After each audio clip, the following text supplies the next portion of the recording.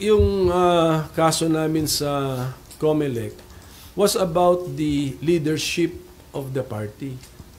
Isira pala ulo nila, sasabihin nila sa akin na hindi pa nila ako kinikick out sa party.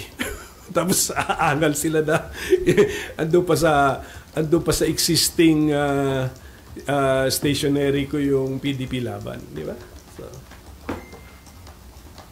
So may karapatan pa kayo, sir, na gamit?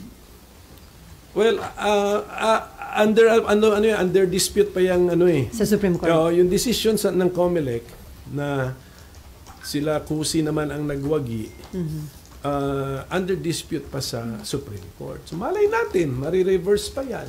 But then at the same time, si kusi mismo sinasabihan ako na hindi naman daw nila ako in-expel sa partido nila.